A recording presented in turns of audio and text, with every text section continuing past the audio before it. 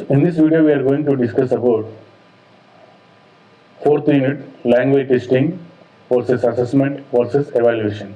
So language testing లో మనం ఉన్నటువంటి మెయిన్ హెడ్డింగ్స్ ఏంటి, సైడ్ హెడ్డింగ్స్ ఏంటి అనేది ఈ వీడియో ద్వారా చూద్దాం. సో మనం ఎవ్రీ యూనిట్లో మనం డాక్టర్ బిఆర్ అంబేద్కర్ ఓపెన్ యూనివర్సిటీలో ఎవరైతే చదువుతున్నారో ఖచ్చితంగా ప్రతి యూనిట్లో మనకు ఇంట్రడక్షన్ అనేది కామన్. సో ప్రతి హెడ్డింగ్, ప్రతి యూనిట్కి, ప్రతి హెడ్డింగ్కి ఇంట్రడక్షన్ ఉంటుంది, సబ్ హెడ్డింగ్స్ ఉంటాయి. సో ఇంట్రడక్షన్ అనేది వన్ ఆఫ్ ది హెడ్డింగ్గా, one of the sub heading or హెడ్డింగ్గా మీరు చూసుకోండి. So you should consider introduction as a one of the heading and as a one of the sub heading for each heading, right? So in this unit, first of all we are going to see there are majorly five headings are there. Introduction is common, so remaining one: language testing in English language teaching, language assessment in English language teaching, language evaluation in English language teaching. Distinguish testing, assessment and evaluation. So what is the difference between testing, assessment and evaluation, right? So this is the major thing. Then applying testing, assessment and evaluation in English language teaching practice. So English language teaching practice లో test కానీ, assessment కానీ, evaluation కానీ ఎలా apply చేస్తాం అనేది కూడా one of the heading. So these are the 1, 2, 3, 4, 5 ఈ 5 headings అనేది మీరు ఖచ్చితంగా గుర్తుంచుకుంటే మనకి ఎగ్జామ్ పాయింట్ ఆఫ్ వ్యూలో హెల్ప్ అవుతుంది, right? So next one by one చూద్దాం. సో మనకు ఇంట్రడక్షన్ ఫస్ట్ హెడ్డింగ్ తీసేస్తే సెకండ్ హెడ్డింగ్ ఏంటి అంటే language testing in English language teaching. So అందులో ఇంట్రడక్షన్ ఎలా టెస్ట్ చేస్తాం అనేది. సో మీనింగ్ ఆఫ్ టెస్ట్, అసలు టెస్ట్ అంటే ఏంటి, purpose of language testing. So test అంటే ఏంటి, పర్పస్ ఆఫ్, మ్యాక్సిమంగా టెస్ట్ ఎందుకు పెడతారు, మనలో ఉన్నటువంటి లాంగ్వేజ్ స్కిల్స్ ఎలా ఉన్నాయి, మనకి ఎంతవరకు లాంగ్వేజ్ వచ్చు, ఎంత మనం ప్రొఫిషియన్సీ లెవెల్స్ ఉన్నాయనేది మనం టెస్ట్ చేయడం. మన ప్రొఫిషియన్సీ లెవెల్ని, మన క్యాపబిలిటీని in the particular language, either in Telugu, either in English, either in any language, right? So now particularly we are talking English only, right? So test meaning and purpose of language testing. So what is the test anadi you should know it. Then types of language testings. Language testings ela untayi, for example ela ante manaku formative assessment లేదా summative assessment, ఇలా మనకు types of టెస్ట్లు కూడా ఉంటాయి. ఎగ్జాంపుల్గా నేను assessment చెప్పాను, టెస్ట్లు కూడా మనకు బిగినింగ్లో టెస్ట్ లెవెల్ ఏంది, కేటగిరీ ఎంత ప్రొఫిషియన్సీ లెవెల్స్ ఉన్నాయని మనకు ఒక 4 టైప్స్ ఇందులో ఉంటాయి. ఆ 4 టైప్స్ మీరు చెక్ చేయండి, రైట్? సో సింపుల్గానే ఉంటాయి. అవి ఒకసారి మీరు you go through the textbook, you could get an idea of these types of language testing. Then role of testing in language learning.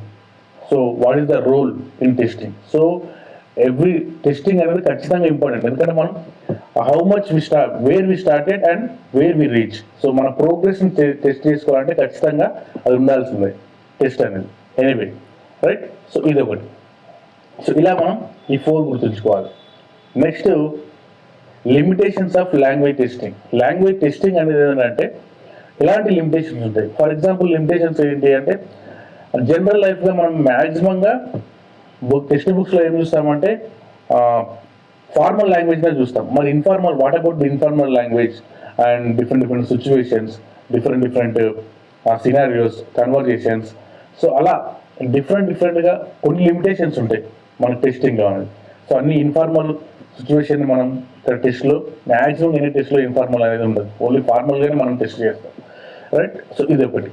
So ఇలా మనం లిమిటేషన్స్ ఏమున్నాయనేది you should go through the text books and you can get a complete overview of limitations of language testing. Then language assessment in English language teaching. So assessment elanti, concept of language assessment. Assessment ante enti, అందులో formative assessment and summative assessment, continuous classroom based assessment,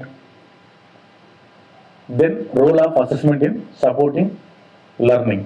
so assessment అనేది ఏంటి అంటే test కంటే assessment కొంచెం advance, ఇంకొంచెం advance. ఏంటి అంటే what are the needs కానీ, ఫర్ ఎగ్జాంపుల్ అసెస్మెంట్ ఇక్కడ మనకు formative assessment and summative assessment ఉన్నాయి. ఫార్మేటివ్ అసెస్మెంట్ అంటే ప్రతి యూనిట్ తర్వాత, ప్రతి లెసన్ తర్వాత, ప్రతి టాపిక్ తర్వాత జరిగేటువంటి టెస్ట్ని, అసెస్మెంట్ని మనం ఫార్మేటివ్ అసెస్మెంట్. సమ్మేటివ్ అంటే కంప్లీట్గా ఒక కోర్స్ అయిన తర్వాత కానీ, లేకపోతే కంప్లీట్గా ఒక యూనిట్ అయిపోయిన తర్వాత, కంప్లీట్ ఒక బంచ్ ఆఫ్ టాపిక్స్ తర్వాత జరిగేదాన్ని మనం సమ్మేటివ్ అసెస్మెంట్ అంటాం. సో ఇలా మనకు నెంబర్ ఆఫ్ అసెస్మెంట్స్ ఉంటాయి. అసెస్మెంట్స్ అనేది మనం ఫస్ట్ సెమిస్టర్లో కూడా డిస్కస్ చేసి ఉంటాయి మనకు అసెస్మెంట్స్. కావాలంటే మీరు ఒకసారి లాంగ్వేజ్ టెస్టింగ్లో ఒకసారి చూడండి, మనకి అసెస్మెంట్స్ కంప్లీట్గా మనకు ఉంటాయి. ఏంటి అంటే formative assessment, summative assessment and portfolio assessment, ఇలా నెంబర్ ఆఫ్ అసెస్మెంట్స్ ఉంటాయి. ఒక మేజర్లీ 5 అసెస్మెంట్స్ ఉంటాయి, ఒకసారి చూడండి. Next continuous and class room based assessment. Class room based assessment అంటే క్లాస్ రూమ్లో according to the student, according to the teachers, according to the institutional guide lines, so వాళ్ళు కొంచెం modify చేసుకుంటూ అసెస్మెంట్ను అక్కడ ఎలా ఉంటుందో సిచ్యువేషన్ అనే దాని సిచ్యువేషన్ బట్టి వాళ్ళు డిస్కస్ చేస్తారు అన్నమాట. సో ఇది ఒకటి. Next role of assessment in supporting learning. So ఇక్కడ మనకు అసెస్మెంట్ ఏంటి అంటే యాజ్ ఏ టీచర్గా అతను ఏం చెప్తున్నారని అసెస్ చేసుకోవచ్చు, స్టూడెంట్స్ ఏం చేస్తున్నారని అసెస్ చేయొచ్చు. సో ఇట్లా నెంబర్ ఆఫ్ టూ వేస్లో, one side of the learning side, one of the teaching side, both సైడ్స్ని అసెస్మెంట్ చేసుకుంటూ చెప్పడం. సో ఇలా మనకు కూడా లెర్నింగ్ ఉపయోగపడుతుంది. So these are the 5 major heading and sub heading of this. And next one, language evaluation in English language teaching. Language evaluation in English language teaching. So ఇది మనకు one of the sub heading. So ఇక్కడ చూస్తే మనం meaning and scope of evaluation. Evaluation అంటే ఏంటి అంటే ఇంకొంచెం డెప్త్గా వెళ్ళడం. సో ఫర్ ఎగ్జాంపుల్ ఎలా అంటే ఒక స్టూడెంట్ కావాల్సిన నీడ్స్ ఏంటి, కన్సర్న్స్ ఏంటి, అతని ఎక్స్పెక్టేషన్ ఏంటి, అతని ప్రొఫిషియన్సీ లెవెల్స్ ఏంటంటే ఒక లర్నర్స్ పాయింట్ ఆఫ్ వ్యూ తెలుసుకోవడం. Next teacher point of view ఎలాంటి మెథడాలజీ ఫాలో అవుతున్నాం, ఎలాంటి టూల్స్ ఉపయోగిస్తున్నాం. ఫర్ ఎగ్జాంపుల్ మెటీరియల్స్ అయితే ప్రింట్, డిజిటల్, మల్టీ మోడల్ ఎలాంటివి వాడుతున్నాం. So according to the students వాళ్ళ మైండ్ సెట్ తగ్గట్టు వాడుతున్నామా లేదా అనేది ఇక్కడ ఎవాల్యుయేషన్ అనేది చేయడం. సో అన్ని విధాలుగా. So evaluation is learners performance, evaluation of teaching and learning process.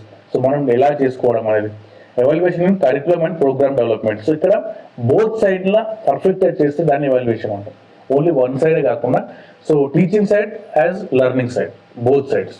So ఈ మనం ఇందులో ఉన్నటువంటి ఈ యొక్క 4 హెడ్డింగ్స్ మనం గుర్తుంచుకుంటే మనకు exam point of view help ఉంటుంది. ఏంటంటే meaning and scope of evaluation, evaluation of learners performance, evaluation of teaching and learners processes, evaluation in curriculum and program development, ఇలా రైట్. సో నెక్స్ట్ మనకి ఏంటి అంటే distinguish testing, assessment and evaluation. So ఇక్కడ ఉన్నటువంటి testing అంటే ఏంటి, assessment ఏంటి, evaluation ఏంటి అనేది ఈ మూడిట్లో మధ్యలో వాట్ ఈస్ ద డిఫరెన్స్ అనేది మనం ఖచ్చితంగా తెలుసుకోవాలి. అందులో ఉన్నటువంటి సబ్ హెడ్డింగ్స్ ఏంటి, కాన్సెప్చువల్ డిఫరెన్స్, అసెస్మెంట్ అంటే ఏంటి, ఎవాల్యుయేషన్ అంటే ఏంటి, మేజర్గా కాన్సెప్ట్ ఈ రెండు మనకు important. Next functions in language education. So వీటి యొక్క ఫంక్షన్స్ ఏంటి, టెస్ట్ ఫంక్షన్ ఏంటి, అసెస్మెంట్ ఫంక్షన్ ఏంటి, ఎవాల్యుయేషన్ ఫంక్షన్ ఏంటి.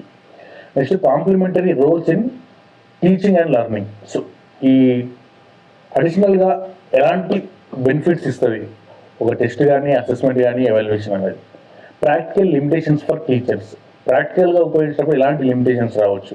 ఫర్ ఎగ్జాంపుల్ గవర్నమెంట్ టీచర్స్ ఉన్నారు, వాళ్ళకు ప్రింట్ మాత్రమే ఉంటుంది, డిజిటల్ కానీ మల్టీ మోడల్ కానీ ఉపయోగించుకోవడానికి కొన్ని స్కూల్లో ఉండకపోవచ్చు, కొన్ని మండల్స్లో కానీ కొన్ని కొంచెం అప్గ్రేడెడ్ స్కూల్స్లో ఉంటాయి. కానీ కొన్ని రూరల్ ఏరియాలో తక్కువ స్టూడెంట్స్ ఉన్న స్కూల్స్లో ఇది పాసిబుల్ కాదు. సో ఇలా మనకు నెంబర్ ఆఫ్ రిజల్ట్స్ ఉంటాయి రైట్. సో ఇవి మనం ఈ సబ్జెక్ట్స్ గుర్తుంచుకొని వీటికి సంబంధించింది ఒకసారి మనం బుక్లో చూసుకోండి, మీకు హెల్ప్ అవుతుంది. Next applying test, assessment and evaluation in English language practice.